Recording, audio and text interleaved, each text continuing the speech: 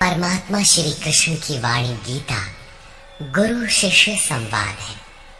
अतः अर्जुन ने स्वीकार किया कि शिष्यस्तेहं साधिमां त्वां प्रपन्नम। भगवान, मैं आपका शिष्य हूँ, आपकी शरण हूँ। मुझे वो उपदेश दीजिए जिससे मैं परम श्रेय को प्राप्त हो जाऊं। अतः उस परम गुरु के चरणों में गीता आरंभ करने से पूर्व ये स्तुति गुरु वंदना प्रस्तुत की जा रही है। ओम श्री सद्गुरुदेव भगवान की जय।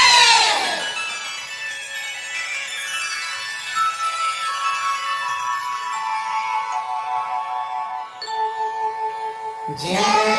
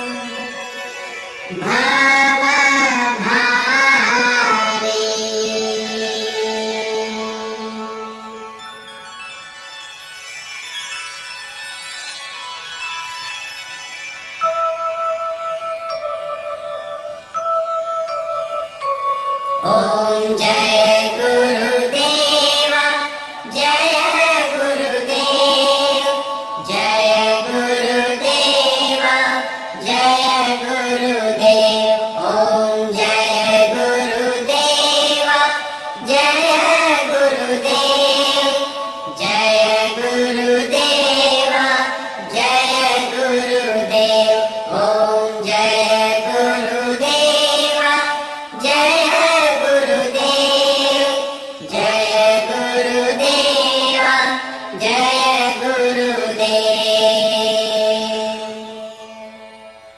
अमृतंश बहनों तथा भाइयों, जिन महापुरुष ने समस्त वेदों का संकलन किया, वेदांत शास्त्र का प्रवर्तन किया, महाभारत तथा भागवत जिनकी कृतियां हैं, उन्होंने शास्त्रों के रूप में किसी ग्रंथ को मान्यता दी तो वो है भगवान श्री कृष्णोक्त गीता।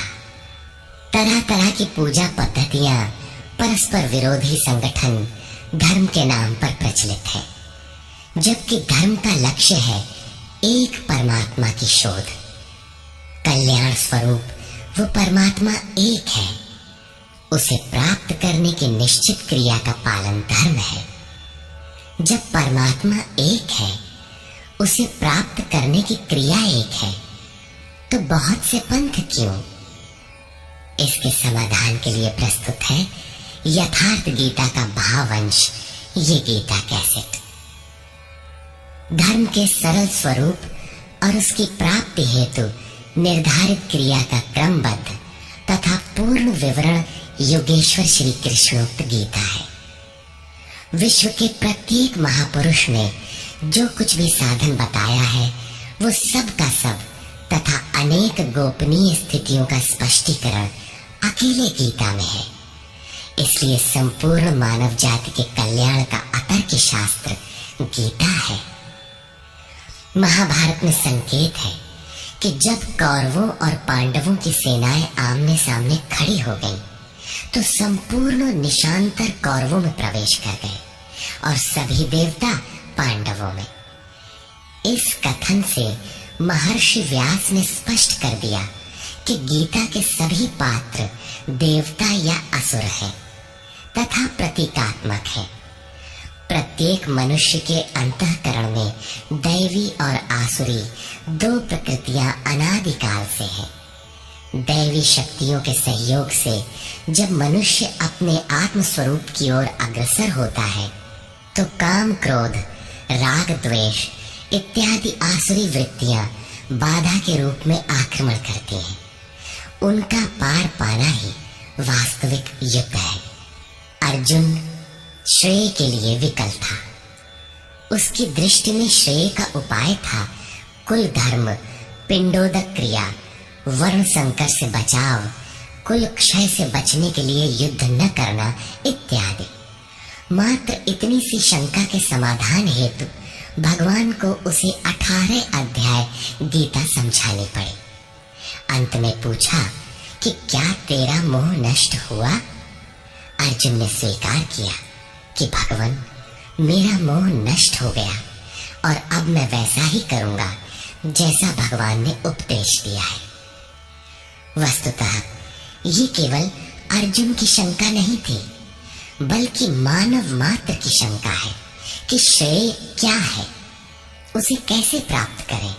इसलिए स्त्री पुरुष, आबाल वृद्ध, मानव मात्र के लिए गीता के 18 अध्याय का अनुशीलन एवं नियमित पाठ नितांत आवश्यक है, जिससे ब्रह्म विद्या की स्मृति सृजित रहे तथा बच्चों में भी इन कल्याणकारी संस्कारों का सृजन हो सके। इस गीता ज्ञान के बिना कोई भी मनुष्य उस ईश्वर के पथ पर नहीं चल सकता।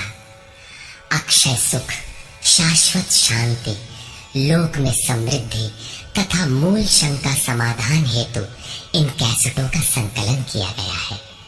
इसके नियमित श्रवण से संपूर्ण परिवार तथा स्वजन समुदाय को सुसंस्कृत करें। संसार में कहीं भी मनुष्य हो, उसके लिए गीता सदैव अमृत वाहिनी है। गीता आपका शास्त्र है।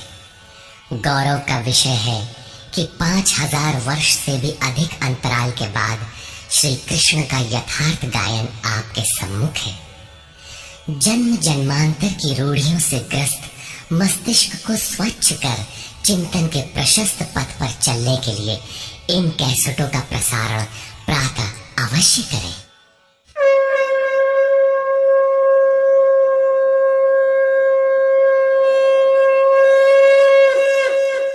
ओम श्री परमात्मने नमः। यथार्थ गीता, श्रीमद् भगवत गीता, अथ प्रथमो अध्यायः।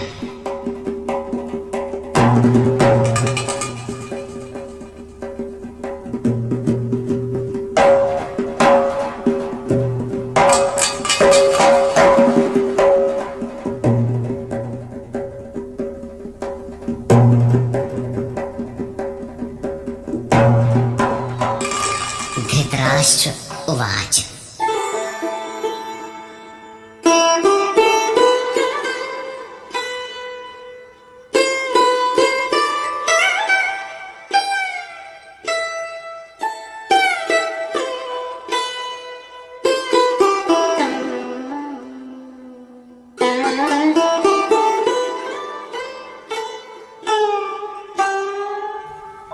धर्मक्षेत्रे कुरुक्षेत्रे समवेता युयुत्सवः मामकाः पाण्डवाश्चैव किमकुर्वत संजय। धृतराष्ट्र ने पूछा, हे संजय, धर्म क्षेत्र कुरुक्षेत्र में एकत्र युद्ध की इच्छा वाले मेरे और पांडु के पुत्रों ने क्या किया? अज्ञान रूपी धृतराष्ट्र और संयम रूपी संजय। अज्ञान मन के अंतराल में रहता है, अज्ञान से आवृत मन धृतराष्ट्र जन्मांध है, किंतु संयम रूपी संजय के माध्यम से ये देखता है, सुनता है। वो समझता है कि परमात्मा ही सत्य है।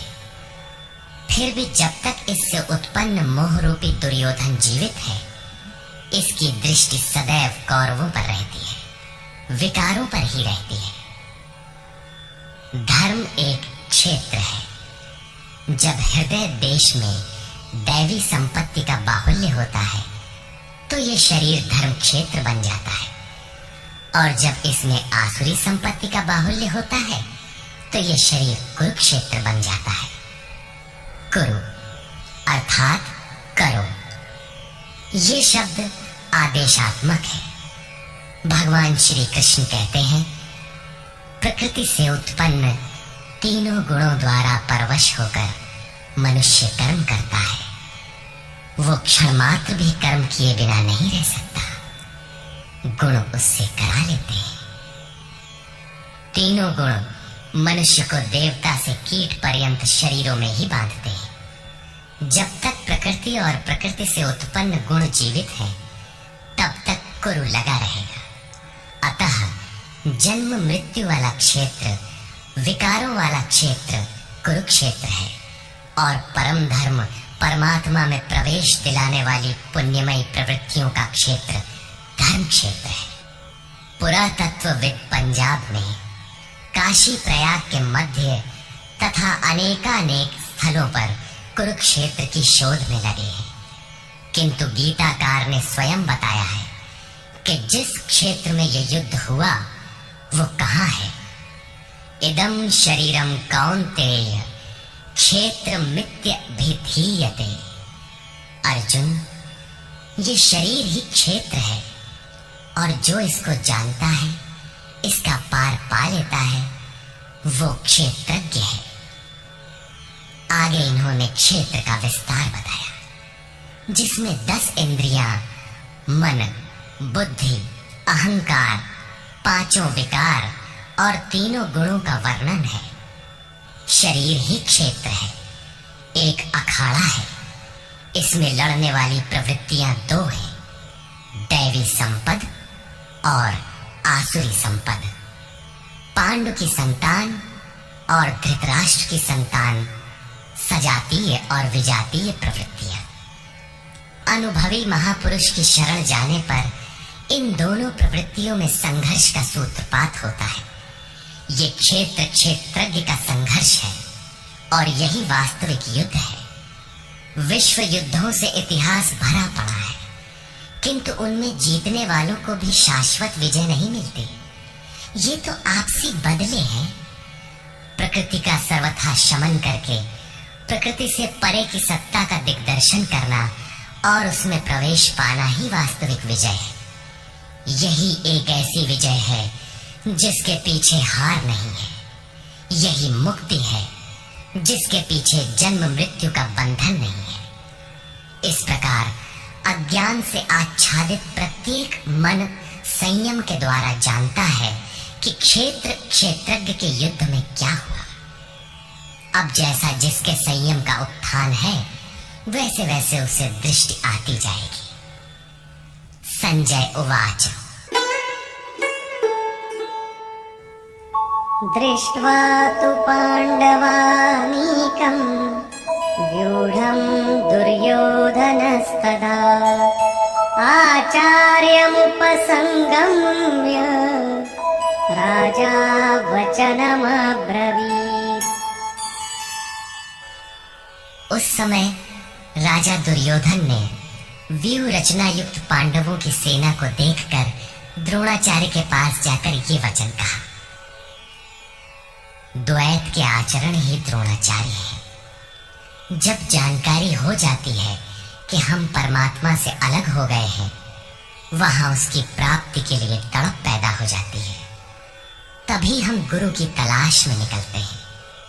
दोनों प्रवृत्तियों के बीच यही प्राथमिक गुरु है। यद्यपि बाद के सद्गुरु योगेश्वर श्री कृष्ण होंगे, जो योग की स्थिति वाले होंगे। राजा दुर्योधन आचार्य के पास जाता है। मोह रूपी दुर्योधन। मोह संपूर्ण व्याधियों का मूल है, राजा है। दुर्योधन दुर अर्थात दूषित, योधन अर्थात वह धन। आत्मिक संपत्ति ही स्थिर संपत्ति है। उसमें जो दोष उत्पन्न करता है वो है मोह।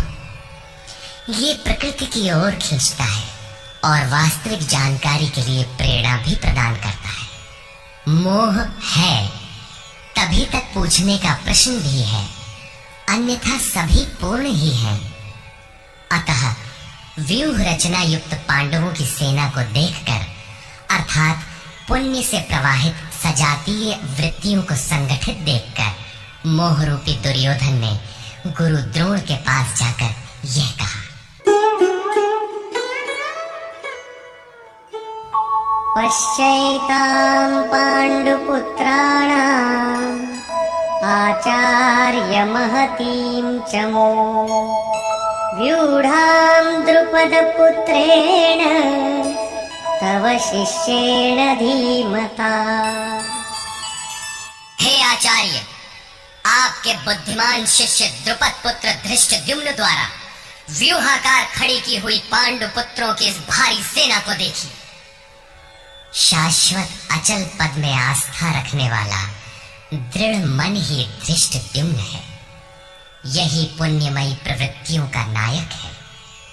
साधन कठिन न मन कर टेका।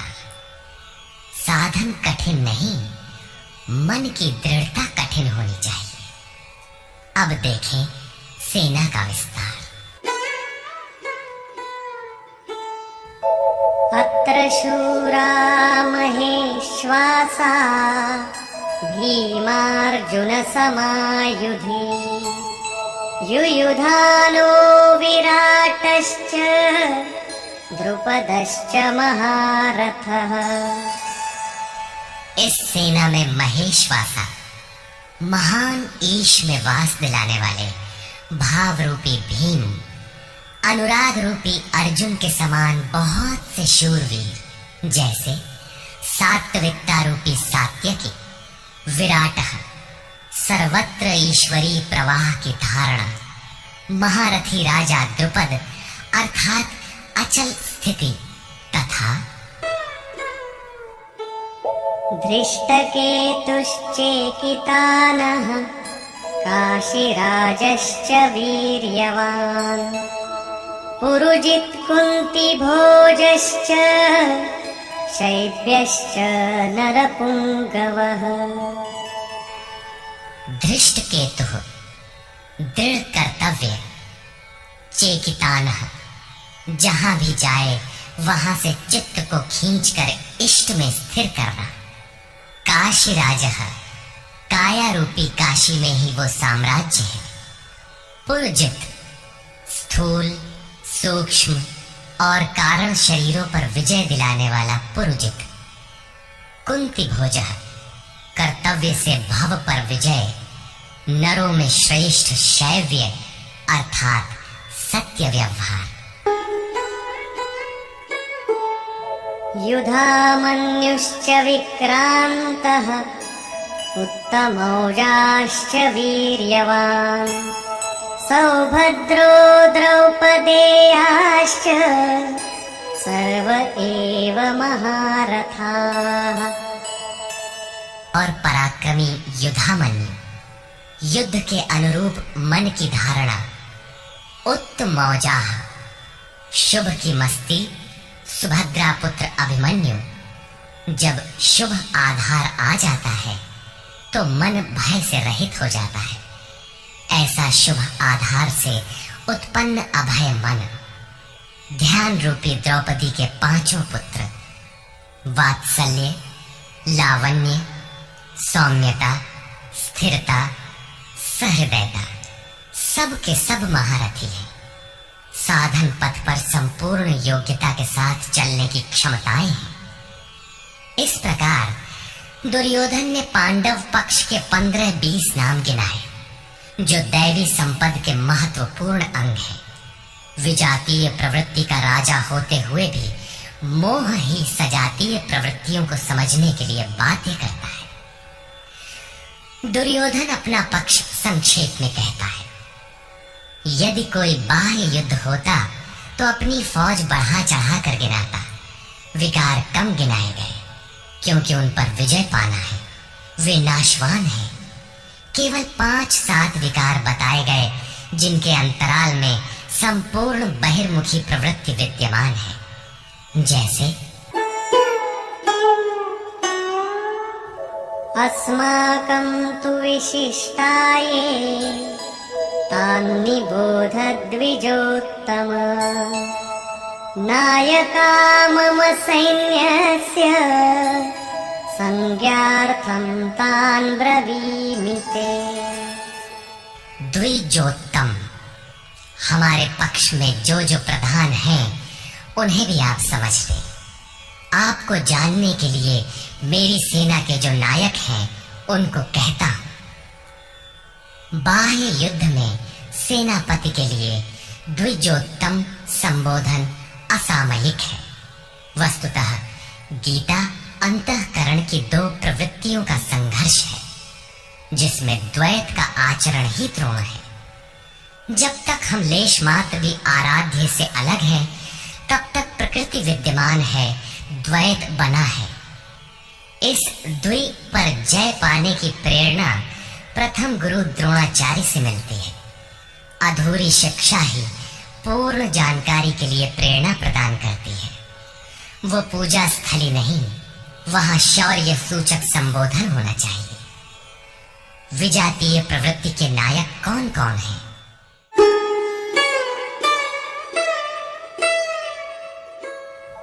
भवान् भीष्मश्च कर्णश्च कृपश्च समितिञ्जयः अश्वत्थामा विकर्णश्च सौमदत्तिस्तथैव च। एक तो स्वयं आप द्वैत के आचरण रूपी द्रोणाचार्य हैं। भ्रम रूपी पितामह भीष्म है। भ्रम इन विकारों का उद्गम है, अंत तक जीवित रहता है, इसलिए पितामह है। समूची सेना मर गई, ये जीवित था। शरशैया पर अचेत था, फिर भी जीवित था। ये है भ्रम रूपी भीष्म। भ्रम अंत तक रहता है। इसी प्रकार विजातीय कर्म रूपी कर्ण तथा संग्राम विजयी कृपाचार्य है। साधनावस्था में साधक द्वारा कृपा का आचरण ही कृपाचार्य है।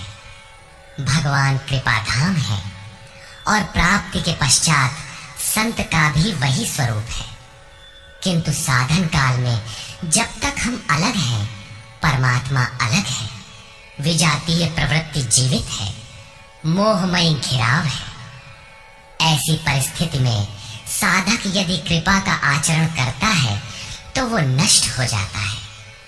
सीता ने दया की तो कुछ काल लंका में प्रायश्चित करना पड़ा। विश्वामित्र दयार्द्र हुए, पतित होना पड़ा। योग सूत्रकार महर्षि पतंजलि भी यही कहते हैं, ते समाधा वुपसर्गा व्युत्थाने सिद्धयः। व्युत्थान काल में सिद्धियां प्रकट होती हैं, वे वास्तव में सिद्धियां हैं, किंतु कैवल्य प्राप्ति के लिए उतनी ही बड़ी विघ्न है जितने काम, क्रोध, लोभ, मोह इत्यादि। गोस्वामी तुलसीदास का भी यही निर्णय है। माया अनेक विघ्न करती है, रिद्धियां प्रदान करती है, यहां तक कि सिद्ध बना देती है।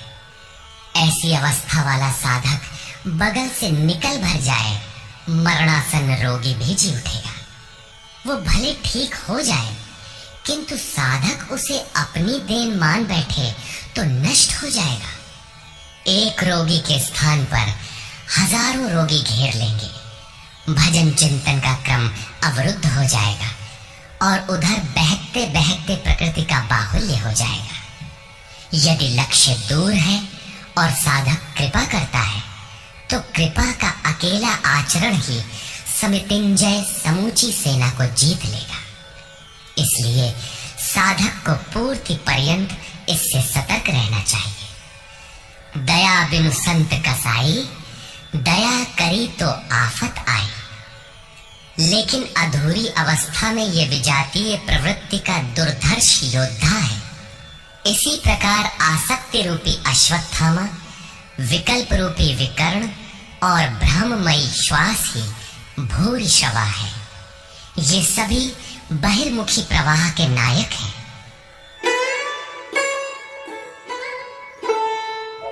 अन्ये च बहवः शूराः मदर्थे त्यक्तजीविताः नानाशस्त्रप्रहरणाः सर्वे युद्धविशारदाः। और भी बहुत से शूरवीर अनेक शस्त्रों से युक्त मेरे लिए जीवन की आशा को त्याग कर युद्ध में डटे हैं। सभी मेरे लिए प्राण त्यागने वाले हैं, किंतु उनकी कोई ठोस गणना नहीं है। अब कौन सी सेना किन भावों द्वारा सुरक्षित है, इस पर कहते हैं अपर्याप्तं तदस्माकं बलं भीष्माभिरक्षितम् पर्याप्तं त्विदमेतेषां बलं भीमाभिरक्षितम्। भीष्म द्वारा रक्षित हमारी सेना सब प्रकार से अजेय है और भीम द्वारा रक्षित इन लोगों की सेना जीतने में सुगम है। पर्याप्त और अपर्याप्त जैसे श्रेष्ठ शब्द का प्रयोग दुर्योधन की आशंका को व्यक्त करता है। अतः देखना है कि भीष्म कौन सी सत्ता है जिस पर कौरव निर्भर करते हैं, तथा भीम कौन सी सत्ता है जिस पर दैवी संपद संपूर्ण पांडव निर्भर है। दुर्योधन अपनी व्यवस्था देता है कि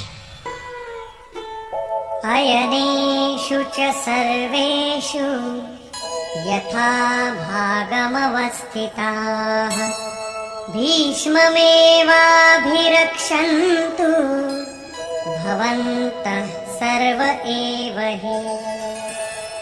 इसलिए सब मोर्चों पर अपनी अपनी जगह स्थित रहते हुए आप लोग सब के सब भीष्म की ही सब ओर से रक्षा करें। यदि भीष्म है तो हम अजेय हैं, इसलिए आप पांडवों से न लड़कर केवल भीष्म की ही रक्षा करें। कैसा योद्धा है भीष्म, जो स्वयं अपनी रक्षा नहीं कर पा रहा है, कौरवों को उसकी रक्षा व्यवस्था करनी पड़ रही है। ये कोई बाह्य योद्धा नहीं, ब्रह्म ही भीष्म है। जब तक ब्रह्म जीवित है तब तक विजातीय प्रवृत्तियां कौरव अजेय हैं। अजेय का ये अर्थ नहीं कि जिसे जीता ही न जा सके, बल्कि अजेय का अर्थ दुर्जय है, जिसे कठिनाई से जीता जा सकता हो। महा अजय संसार रिपु जीत सकै सो वीर। यदि भ्रम समाप्त हो जाए तो अविद्या अस्तित्वहीन हो जाए। मोह इत्यादि जो आंशिक रूप से बचे भी हैं, शीघ्र ही समाप्त हो जाएंगे। भीष्म की इच्छा मृत्यु थी। इच्छा ही भ्रम है। इच्छा का अंत और भ्रम का मिटना एक ही बात है।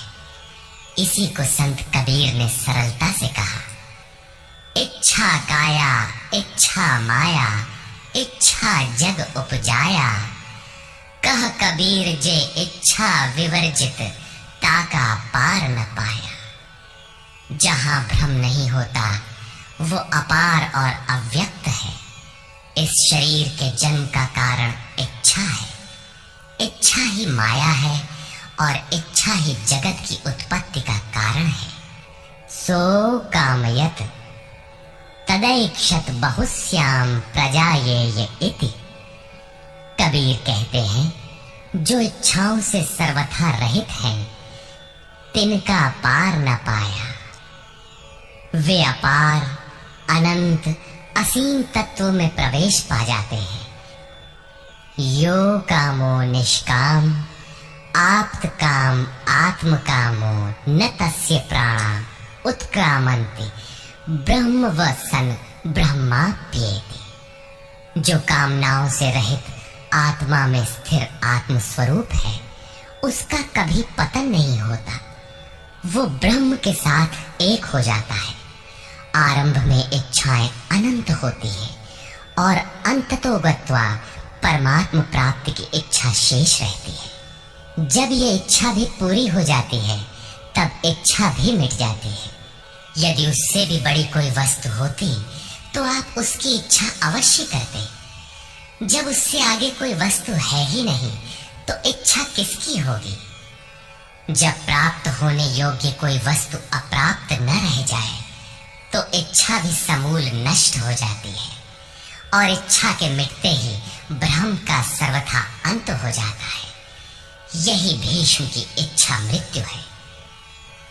भीम द्वारा रक्षित इन लोगों की सेना जीतने में सुगम है। भाव रूपी भीम, भावे विद्यते देवः। भाव में वो क्षमता है कि अविदित परमात्मा भी विदित हो जाता है। भाववस्य भगवान सुख निधान करुणा अयन। श्री कृष्ण ने इसे श्रद्धा कहकर संबोधित किया है। भाव में वो क्षमता है कि भगवान को भी वश में कर लेता है। भाव से ही संपूर्ण पुण्यमयी प्रवृत्ति का विकास है।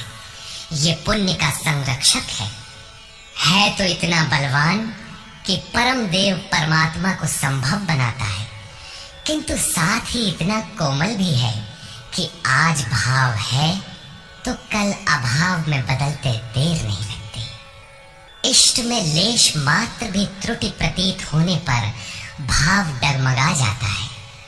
पुण्यमयी प्रवृत्ति विचलित हो उठती है, इष्ट से संबंध टूट जाता है। इसलिए भीम द्वारा रक्षित इन लोगों की सेना जीतने में सुगम है। महर्षि पतंजलि का भी यही निर्णय है।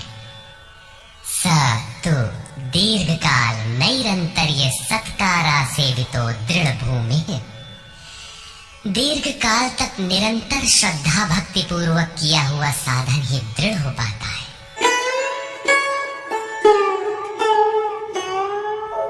तस्य संजनयन् हर्षं कुरु वृद्धः पितामहः। सिंहनादं विनद्योच्चैः शंखं दध्मौ प्रतापवान्। इस प्रकार अपने बलाबल का निर्णय लेकर शंख ध्वनि हुई।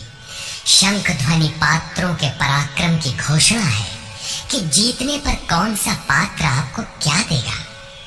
कौरवों में वृद्ध प्रतापवान पितामह भीष्म ने उस दुर्योधन के हृदय में हर्ष उत्पन्न करते हुए उच्च स्वर से सिंहनाद के समान भयप्रद शंख बजाया।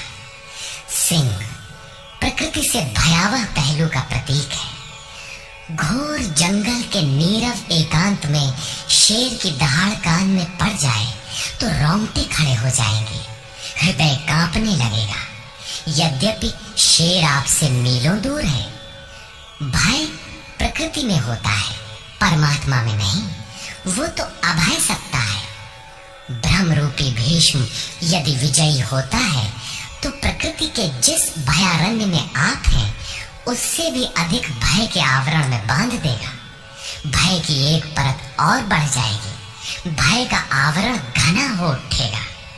ये भ्रम इसके अतिरिक्त और कुछ नहीं दे सकेगा। अतः प्रकृति से निवृत्ति ही गंतव्य का मार्ग है। संसार में प्रवृत्ति तो भवाटवी है, घोर अंधकार की छाया है। इसके आगे कौरवों की कोई घोषणा नहीं है।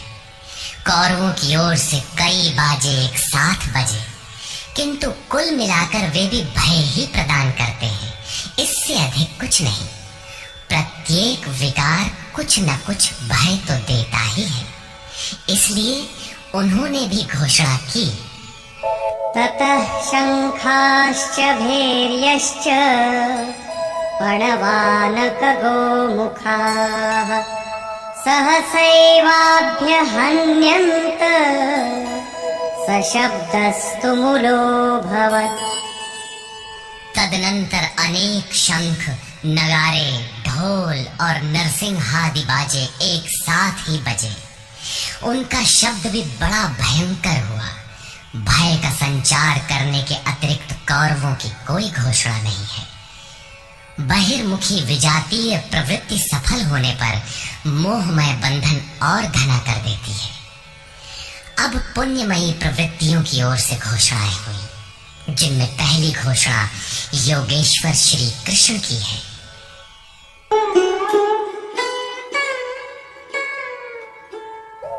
ततः श्वेतैर्हयैर्युक्ते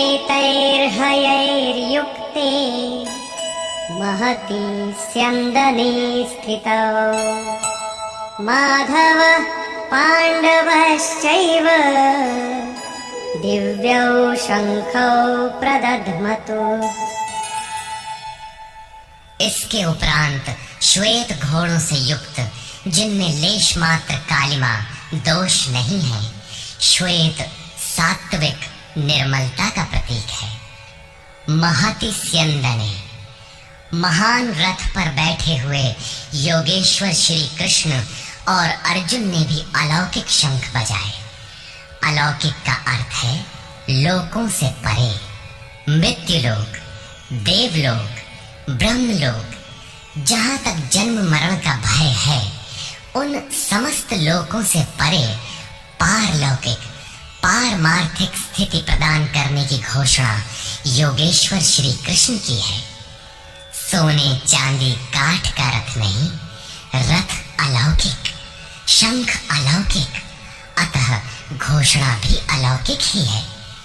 लोकों से परे एकमात्र ब्रह्म है, सीधा उससे संपर्क स्थापित कराने की घोषणा है। वे कैसे ये स्थिति प्रदान करेंगे?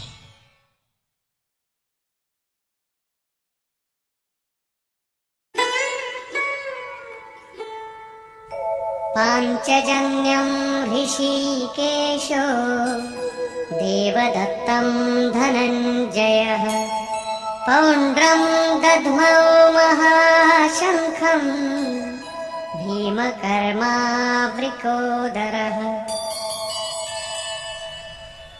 ऋषिकेशः, जो हृदय के सर्वस्व ज्ञाता है, उन कृष्ण ने 5 जन्य शंख बजाया। पांचों ज्ञानेंद्रियों को पंच तन्मात्राओं शब्द, स्पर्श, रूप, रस, गंध के रसों से समेटकर अपने जन भक्त की श्रेणी में ढालने की घोषणा की। विकराल रूप से बहती हुई इंद्रियों को समेटकर उन्हें अपने सेवक की श्रेणी में खड़ा कर देना हृदय से प्रेरक सद्गुरु की देन है। श्री कृष्ण एक योगेश्वर सद्गुरु थे। शिष्यस्ते हम, भगवान मैं आपका शिष्य हूँ। बाह्य विषय वस्तुओं को छोड़कर ध्यान में इष्ट के अतिरिक्त दूसरा न देखें, दूसरा न सुने, न दूसरे का स्पर्श करें। ये सद्गुरु के अनुभव संचार पर निर्भर करता है। देवदत्तम धनंजय, दैवी संपत्ति को अधीन करने वाला अनुराग ही अर्जुन है। इष्ट के अनुरूप लगाव, जिसमें विरह, वैराग्य, अश्रुपात हो। गदगद गिरा नयन बह नीरा, रोमांच हो। इष्ट के अतिरिक्त अन्य विषय वस्तु का लेश मात्र टकराव न होने पाए, उसी को अनुराग कहते हैं। यदि ये सफल होता है तो परम देव परमात्मा में प्रवेश दिलाने वाली दैवी संपद पर आधिपत्य प्राप्त कर लेता है। इसी का दूसरा नाम धनंजय भी है। एक धन तो बाहरी संपत्ति है, जिससे शरीर निर्वाह की व्यवस्था होती है। आत्मा से इसका कोई संबंध नहीं है। इससे परे स्थिर आत्मिक संपत्ति ही निज संपत्ति है। बृहदारण्य कोपनिषद में याज्ञवल्क्य ने मैत्रेयी को यही समझाया कि धन से संपन्न पृथ्वी के स्वामित्व से भी अमृतत्व की प्राप्ति नहीं हो सकती। उसका उपाय आत्मिक संपत्ति है। भयानक कर्म वाले भीमसेन ने पौंड्र अर्थात प्रीति नामक महाशंख बजाया। भाव का उद्गम और निवास स्थान हृदय है, इसलिए इसका नाम वृकोदर है। आपका भाव लगाव बच्चे में होता है, किंतु वस्तुतः वो लगाव आपके हृदय में है, जो बच्चे में जाकर मूर्त होता है। ये भाव अथाह और महान बलशाली है। उसने प्रीति नामक महाशंख बजाया। भाव में ही वो प्रीति निहित है, इसीलिए भीम ने पौंड्र प्रीति नामक महाशंख बजाया। भाव महान बलवान है, किंतु प्रीति संचार के माध्यम से। हरि व्यापक सर्वत्र समाना, प्रेम ते प्रकट हो ही मैं जाना। अनंत विजयं राजा कुंती पुत्रो युधिष्ठिरः नकुलः सहदेवश्च सुघोषमणिपुष्पकौ। कुंती पुत्र राजा युधिष्ठिर ने अनंत विजय नामक शंख बजाया। कर्तव्य रूपी कुंती और धर्म रूपी युधिष्ठिर। धर्म पर स्थिरता रहेगी तो अनंत विजयम अनंत परमात्मा में स्थिति दिलाएगा। युद्धे स्थिरः सह युधिष्ठिरः। प्रकृति पुरुष क्षेत्र क्षेत्रज्ञ के संघर्ष में स्थिर रहता है, महान दुख से भी विचलित नहीं होता। तो एक दिन जो अनंत है, जिसका अंत नहीं है, वो है परम तत्व परमात्मा, उस पर विजय दिला देता है। नियम रूपी नकुल ने सुघोष नामक शंख बजाया। ज्यों ज्यों नियम उन्नत होगा, अशुभ का शमन होता जाएगा, शुभ घोषित होता जाएगा। सत्संग रूपी सहदेव ने मणि पुष्पक शंख बजाया। मनीषियों ने प्रत्येक श्वास को बहुमूल्य मणि की संज्ञा दी है। हीरा जैसी श्वासा बातों में बीती जाए। एक सत्संग तो वो है जो आप सत्पुरुषों की वाणी से सुनते हैं, किंतु यथार्थ सत्संग आंतरिक है। श्री कृष्ण के अनुसार आत्मा ही सत्य है, सनातन है। चित्त सब ओर से सिमट कर आत्मा की संगत करने लगे, यही वास्तविक सत्संग है। ये सत्संग चिंतन, ध्यान और समाधि के अभ्यास से संपन्न होता है। ज्यों ज्यों सत्य के सान्निध्य में सुरत टिकती जाएगी, त्यों त्यों एक एक श्वास पर नियंत्रण मिलता जाएगा। मन सहित इंद्रियों का निरोध होता जाएगा। जिस दिन सर्वथा निरोध होगा, वस्तु प्राप्त हो जाएगी। वाद्य यंत्रों की तरह चित्त का आत्मा के स्वर में स्वर मिलाकर संगत करना ही सत्संग है। बाह्य मणि कठोर है, किंतु श्वास मणि पुष्प से भी कोमल है। पुष्प तो विकसित होने या टूटने पर कुम्हलाता है, किंतु आप अगले श्वास तक जीवित रहने की गारंटी नहीं दे सकते। किंतु सत्संग सफल होने पर प्रत्येक श्वास पर नियंत्रण दिलाकर परम लक्ष्य की प्राप्ति करा देता है। इसके आगे पांडवों की कोई घोषणा नहीं है, किंतु प्रत्येक साधन कुछ न कुछ निर्मलता के पथ में दूरी तय करता है। आगे कहते हैं,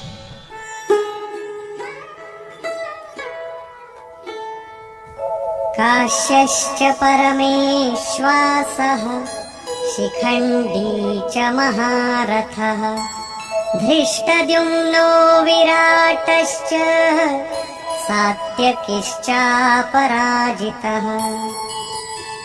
काया रूपी काशी। पुरुष जब सब ओर से मन सहित इंद्रियों को समेटकर काया में ही केंद्रित करता है, तो परमेश्वासः परम ईश में वास का अधिकारी हो जाता है। परम ईश में वास दिलाने में सक्षम काया ही काशी है। काया में ही परम ईश का निवास है। परमेश्वास का अर्थ श्रेष्ठ धनुष वाला नहीं, बल्कि परम धन ईश धन वास है। शिखा सूत्र का त्याग ही शिखंडी है।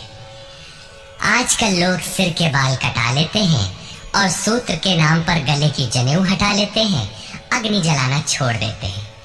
हो गया संन्यास उनका। नहीं, वस्तुतः शिखा लक्ष्य का प्रतीक है जिसे आपको पाना है, और सूत्र है संस्कारों का। जब तक आगे परमात्मा को पाना शेष है, पीछे संस्कारों का सूत्रपात लगा हुआ है, तब तक त्याग कैसा, संन्यास कैसा? अभी तो चलने वाले पथिक हैं। जब प्राप्तव्य प्राप्त हो जाए, पीछे लगे हुए संस्कारों की डोर कट जाए, ऐसी अवस्था में ब्रह्म सर्वथा शांत हो जाता है। इसलिए शिखंडी ही ब्रह्म रूपी भीष्म का विनाश करता है। शिखंडी चिंतन पथ की विशिष्ट योग्यता है, महारथी है। धृष्टद्युम्न दृढ़ और अचल मन तथा विराटः सर्वत्र विराट ईश्वर का प्रसार देखने की क्षमता इत्यादि दैवी संपद के प्रमुख गुण हैं। सात्विकता ही सात्य की है। सत्य के चिंतन की प्रवृत्ति अर्थात सात्विकता यदि बनी है तो कभी गिरावट नहीं आने पाएगी। इस संघर्ष में पराजित नहीं होने देगी। द्रुपदो द्रौपदेयाश्च सर्वशः पृथिवीपते सौभद्रश्च महाबाहुः शङ्खान् दद्मुः पृथक् पृथक्। अचल पददायक द्रुपद और ध्यान रूपी द्रौपदी के पांचों पुत्र सहृदयता, वात्सल्य, लावण्य, सौम्यता इत्यादि साधन में महान सहायक महारथी हैं तथा बड़ी भुजा वाला अभिमन्यु, इन सब ने पृथक पृथक शंख बजाए। भुजा कार्य क्षेत्र का प्रतीक है। जब मन भय से रहित हो जाता है तो उसकी पहुंच दूर तक हो जाती है। हे राजन, इन सब ने अलग अलग शंख बजाए। कुछ न कुछ दूरी सभी तय कराते हैं। इनका पालन आवश्यक है, इसलिए इनके नाम गिनाए। इसके अतिरिक्त कुछ दूरी ऐसी भी है जो मन बुद्धि से परे है। भगवान स्वयं ही अंतःकरण में विराज कर तय कराते हैं। इधर दृष्टि बनकर आत्मा से खड़े हो जाते हैं और सामने स्वयं खड़ा होकर अपना परिचय करा लेते हैं। सघोषोधार्तराष्ट्राणां हृदयानि व्यदारयत् नभश्च पृथिवीं चैव तुमुलो व्यनुनादयन्। उस घोर शब्द ने आकाश और पृथ्वी को भी शब्दायमान करते हुए धृतराष्ट्र पुत्रों के हृदय विदीर्ण कर दिए। सेना तो पांडवों की ओर भी थी, किंतु हृदय विदीर्ण हुए धृतराष्ट्र पुत्रों के। वस्तुतः पांचजन्य दैवी शक्ति पर आधिपत्य, अनंत पर विजय, अशुभ का शमन और शुभ की घोषणा धारावाही होने लगे तो कुरुक्षेत्र आसुरी संपद, बहिर्मुखी प्रवृत्तियों का हृदय विदीर्ण हो जाएगा। उनका बल शनैः शनैः क्षीण होने लगता है। सर्वथा सफलता मिलने पर मोहमयी प्रवृत्तियां सर्वथा शांत हो जाती हैं।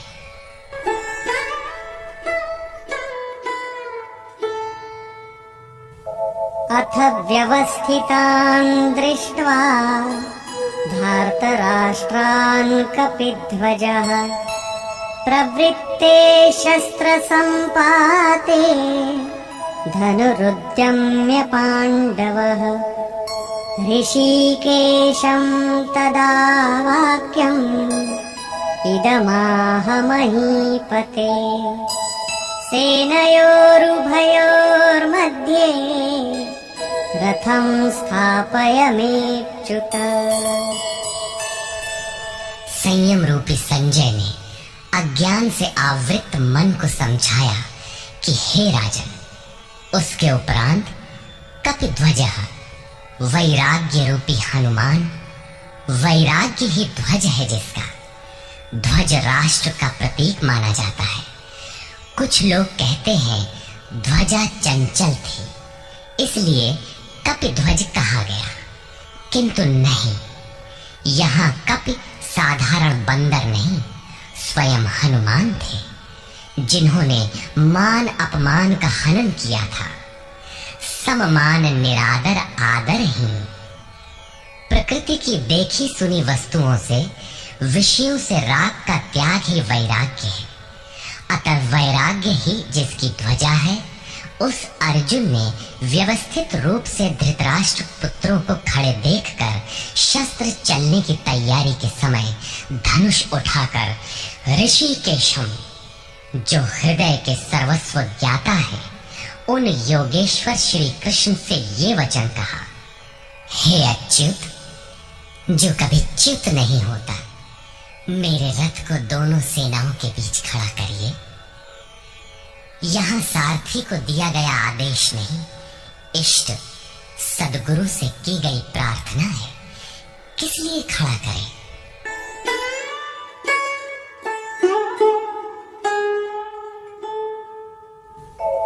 यावदेतान् निरीक्षेऽहं योद्धुकामानवस्थितान् कैर्मया सह योद्धव्यम् अस्मिन् रणसमुद्यमे।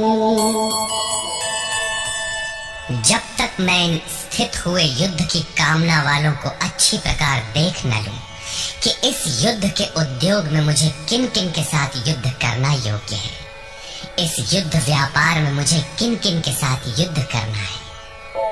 योत्स्यमानान् वेक्षेऽहं य एतेऽत्र समागताः धार्तराष्ट्रस्य दुर्बुद्धेर् युद्धे प्रियचिकीर्षवः। दुर्बुद्धि दुर्योधन का युद्ध में कल्याण चाहने वाले जो ये राजा लोग इस सेना में आए हैं, उन युद्ध करने वालों को मैं देखूंगा, इसलिए खड़ा करें। मोह रूपी दुर्योधन, मोहमयी प्रवृत्तियों का कल्याण चाहने वाले जो राजा इस युद्ध में आए हैं, उनको मैं देख लूं। संजय उवाच।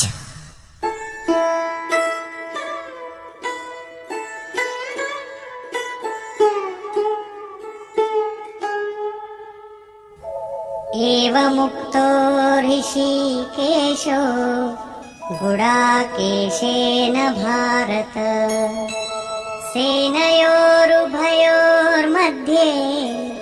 स्थापयित्वा रथोत्तमम् भीष्मद्रोणप्रमुखतः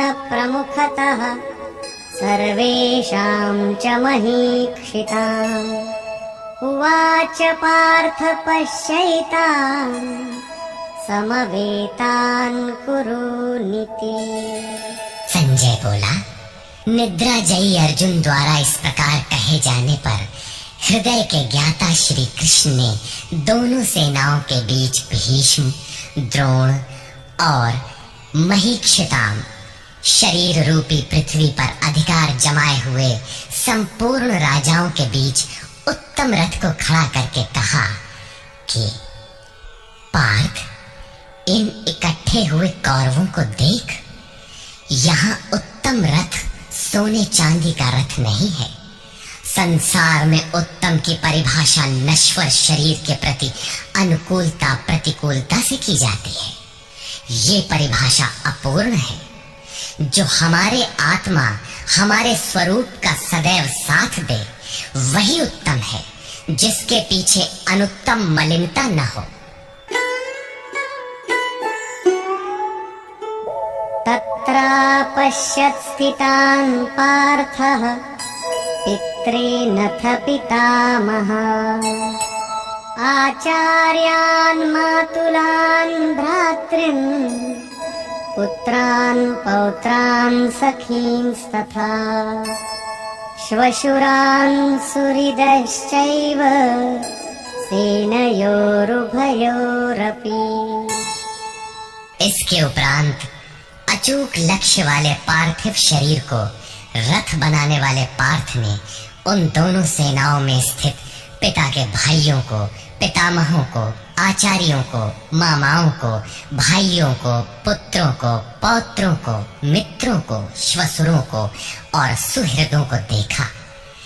दोनों सेनाओं में अर्जुन को केवल अपना परिवार, मामा का परिवार, ससुराल का परिवार, सुहृद और गुरुजन दिखाई पड़े। प्रचलित गणना के अनुसार 18 अक्षौहिणी 2.5-3 अरब के लगभग होता है, जो आज के विश्व की जनसंख्या के समकक्ष है। इतने मात्र के लिए यदा कदा विश्व स्तर पर आवास खाद्य समस्या बन जाती है। इतना बड़ा जन समूह अर्जुन के 3-4 रिश्तेदारों का परिवार मात्र था। क्या इतना बड़ा भी किसी का परिवार होता है? कदापि नहीं। ये हृदय देश का चित्रण है। तान् समीक्ष्य स कौन्तेयः सर्वान् बन्धूनवस्थितान् कृपया परयाविष्टो विषीदन्निदमब्रवीत्। इस प्रकार खड़े हुए उन संपूर्ण बंधुओं को देखकर अत्यंत करुणा से आवृत वो कुंती पुत्र अर्जुन शोक करता हुआ बोला। अर्जुन उवाच।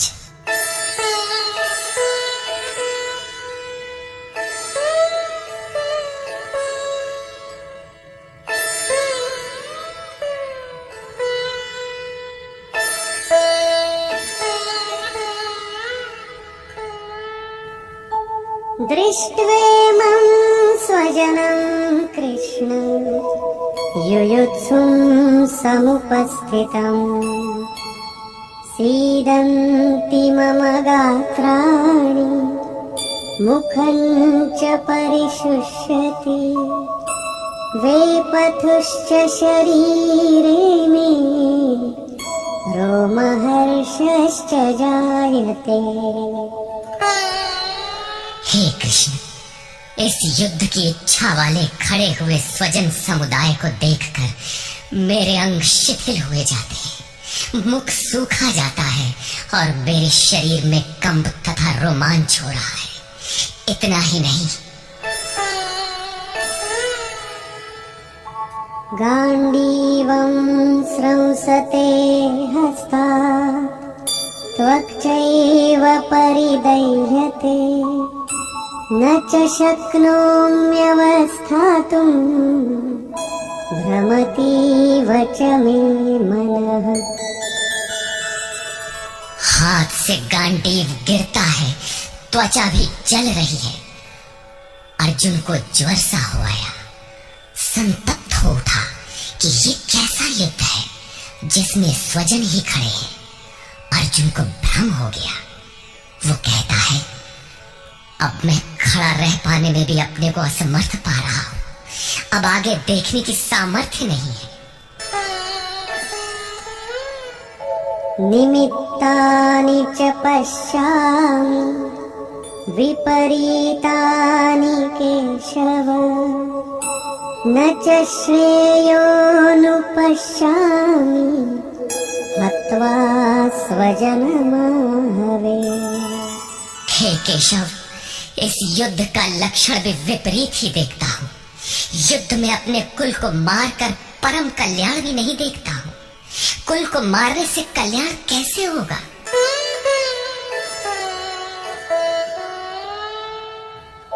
न कांक्षे विजयं कृष्ण न च राज्यं सुखानि च किन्नो राज्येन गोविन्द किं भोगैर्जीवितेन वा। संपूर्ण परिवार युद्ध के मुहाने पर है। इन्हें युद्ध में मारकर विजय से मिलने वाला राज्य और राज्य से मिलने वाला सुख अर्जुन को नहीं चाहिए। वो कहता है, हे श्री कृष्ण, मैं विजय नहीं चाहता, राज्य तथा सुख भी नहीं चाहता।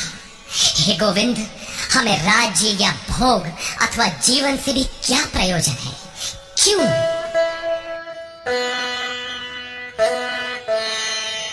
येषामर्थे काङ्क्षितं नो राज्यं भोगाः सुखानि च तैमेव स्थिता युद्धे प्राणान् त्यक्त्वा धनानि च। हमें जिनके लिए राज्य भोग और सुखाधिक इच्छित हैं, वे ही परिवार जीवन की आशा त्याग कर युद्ध के मैदान में खड़े। हमें राज्य इच्छित था तो परिवार को लेकर, भोग सुख और धन की पिपासा थी तो स्वजन और परिवार के साथ उन्हें भोगने की थी। किंतु जब सब के सब प्राणों की आशा त्याग कर खड़े हैं तो मुझे सुख राज्य या भोग नहीं चाहिए। ये सब इन्हीं के लिए प्रिय थे। इनसे अलग होने पर हमें इनकी आवश्यकता नहीं है। जब तक परिवार रहेगा तब तक ये वासनाएं भी रहती हैं। झोपड़ी में रहने वाला भी अपने परिवार, मित्र और स्वजन को मारकर विश्व का साम्राज्य स्वीकार नहीं करेगा। अर्जुन यही कहता है कि हमें भोग प्रिय थे, विजय प्रिय थी, किंतु जिनके लिए थी, जब वे ही नहीं रहेंगे तो भोगों से क्या प्रयोजन? इस युद्ध में मारना कैसे है?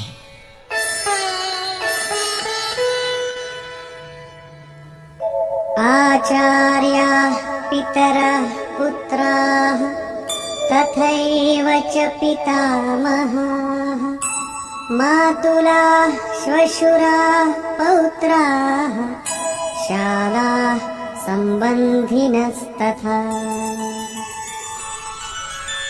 इस युद्ध में ताऊ, चाचे, लड़के और इसी प्रकार दादा, मामा, श्वशुर, पोते, साले तथा समस्त संबंधी ही हैं।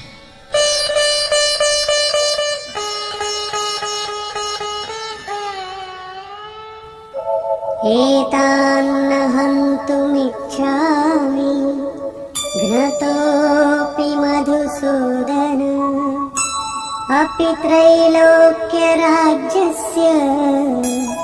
हेतो किन्नु मही कृते।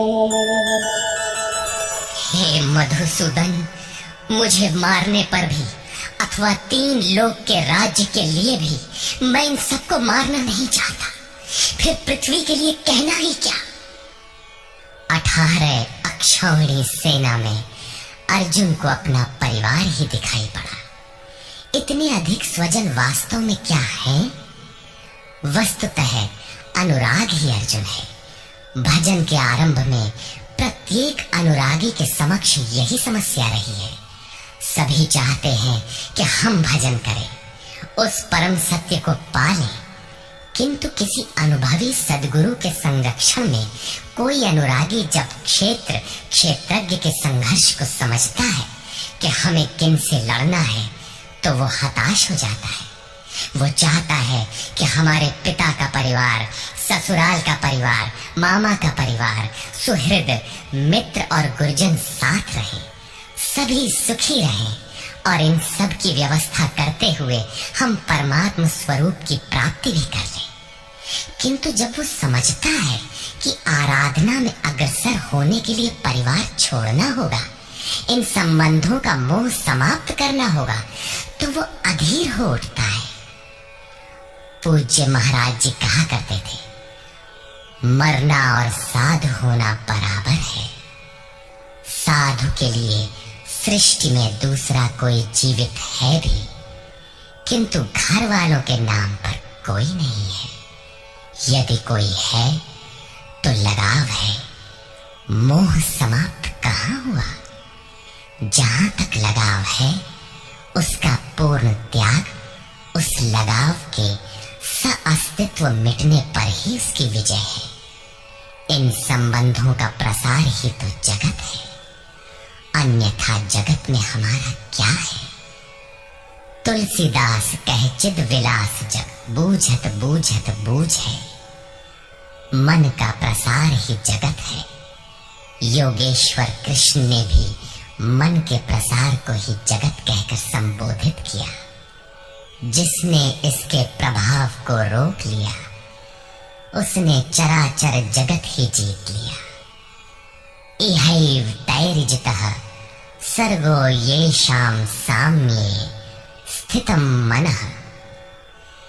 केवल अर्जुन धीर था ऐसी बात नहीं है। अनुराग सबके हृदय में है। प्रत्येक अनुरागी अधीर होता है, उसे संबंधी याद आने लगते हैं। पहले वो सोचता था कि भजन से कुछ लाभ होगा तो ये सब सुखी होंगे, इनके साथ रहकर उसे भोगेंगे। जब ये साथ ही नहीं रहे तो सुख लेकर क्या करेंगे। अर्जुन की दृष्टि राज्य सुख तक ही सीमित थी। वो त्रिलोकी के साम्राज्य को ही सुख की पराकाष्ठा समझता था। इसके आगे भी कोई सत्य है, इसकी जानकारी अर्जुन को अभी नहीं है।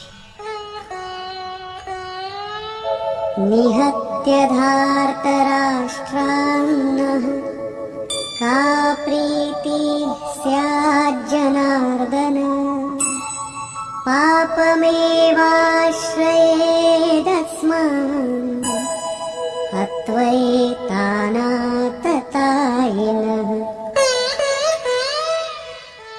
हे जनार्दन, धृतराष्ट्र के पुत्रों को मारकर भी हमें क्या प्रसन्नता होगी।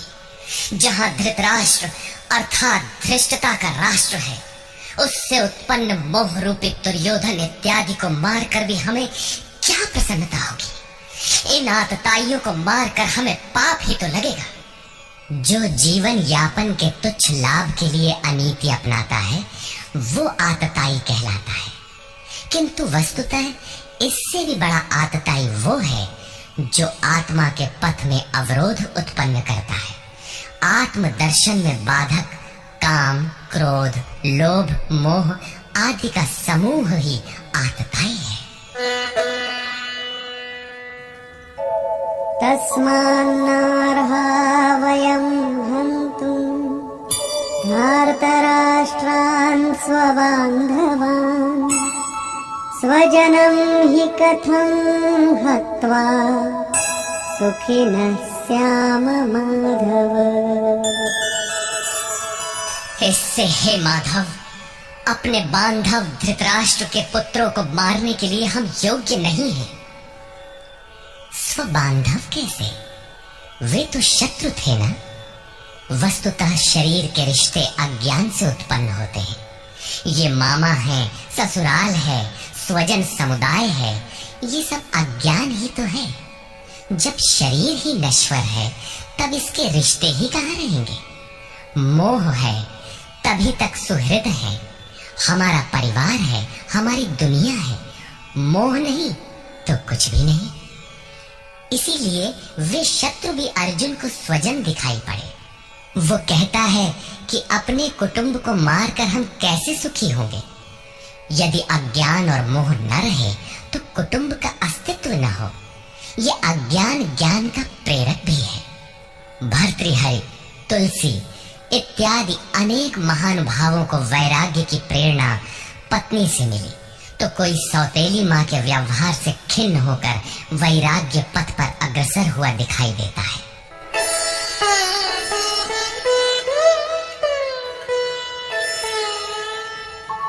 यद्यप्येतेन पश्यन्ति लोभोपहत चेतसः कुलक्षयकृतं दोषं मित्रद्रोहे च पातकम्।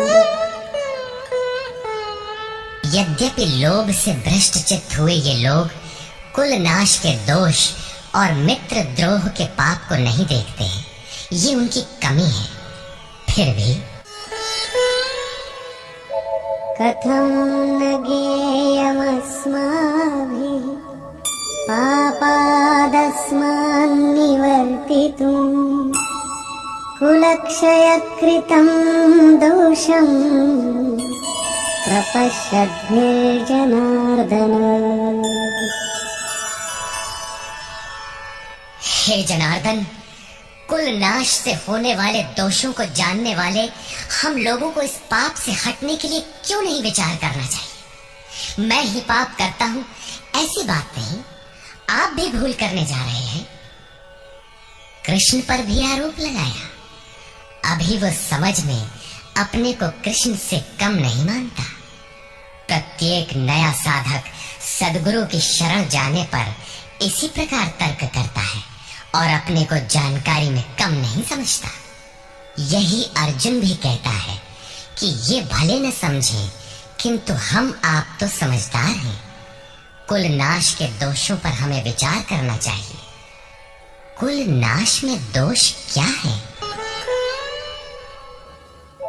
कुलक्षये प्रणश्यन्ति कुलधर्माः सनातनाः। धर्मे नष्टे कुलं कृत्स्नम् अधर्मो विभवत्युत। कुल के नाश होने से सनातन कुल धर्म नष्ट हो जाते हैं। अर्जुन कुल धर्म कुलाचार को ही सनातन धर्म समझ रहा था। धर्म के नाश होने पर संपूर्ण कुल को पाप भी बहुत दबा लेता है। अधर्माभिभवात् कृष्ण प्रदुष्यन्ति कुलस्त्रियः। स्त्रीषु दुष्टासु वार्ष्णेय जायते वर्णसंकरः। हे कृष्ण, पाप के अधिक बढ़ जाने से कुल की स्त्रियां दूषित हो जाती हैं। हे वार्ष्णेय, स्त्रियों के दूषित होने पर वर्ण संकर उत्पन्न होता है। अर्जुन की मान्यता थी कि कुल की स्त्रियों के दूषित होने से वर्ण संकर होता है, किंतु श्री कृष्ण ने इसका खंडन करते हुए आगे बताया कि मैं अथवा स्वरूप में स्थित महापुरुष यदि आराधना क्रम में भ्रम उत्पन्न कर दे तब वर्ण संकर होता है। वर्ण संकर के दोषों पर अर्जुन प्रकाश डालता है।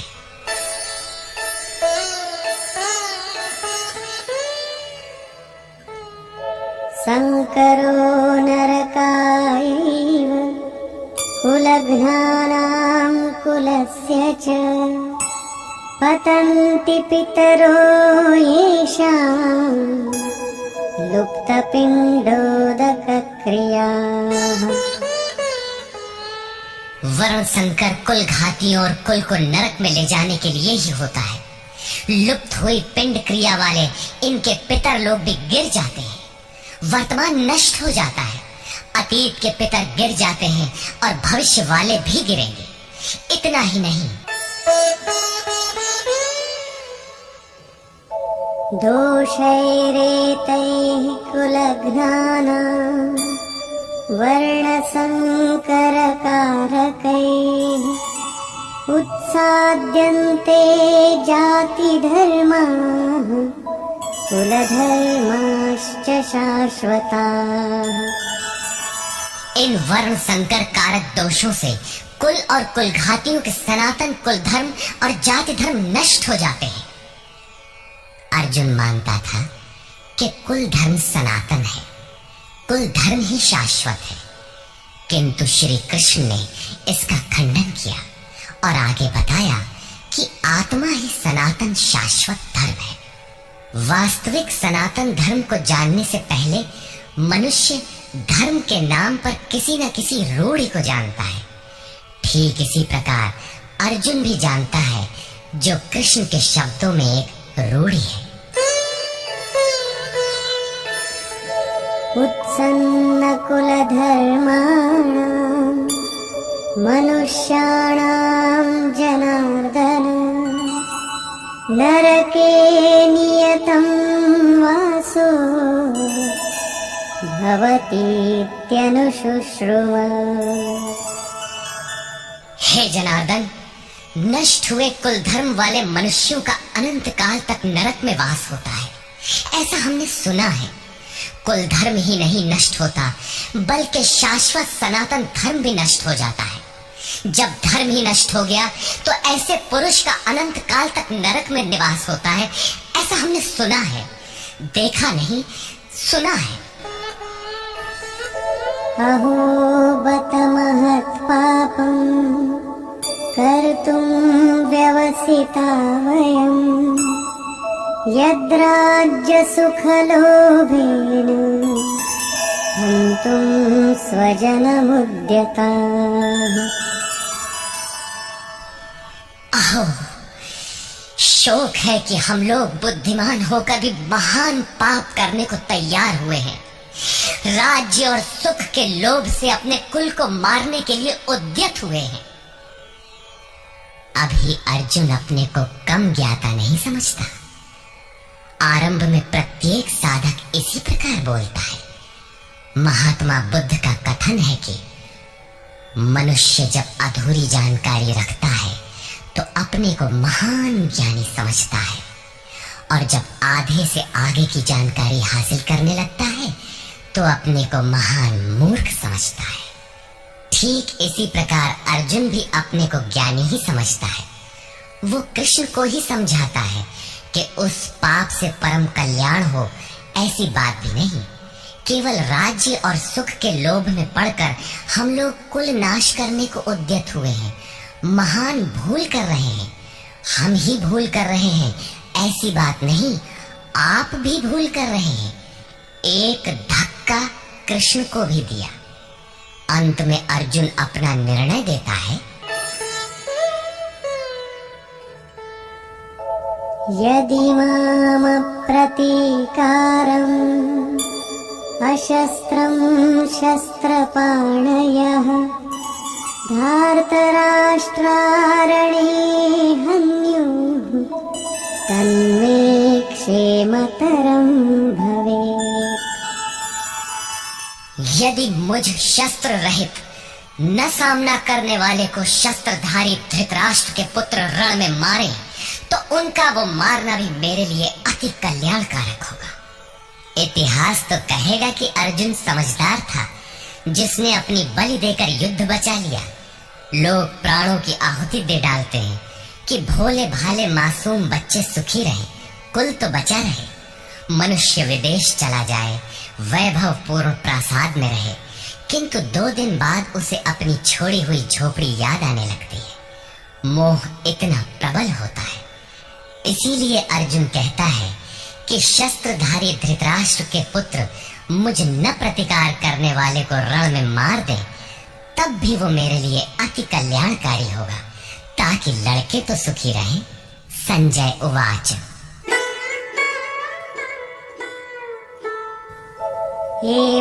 एवमुक्त्वार्जुनः संख्ये रथोपस्थ उपाविशत् विसृज्य सशरं चापं शोकसंविघ्नमानसः।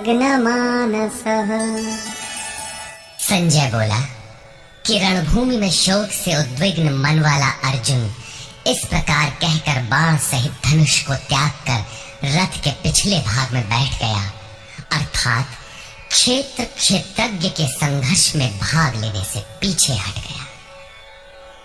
निष्कर्ष, गीता क्षेत्र क्षेत्रज्ञ के युद्ध का निरूपण है।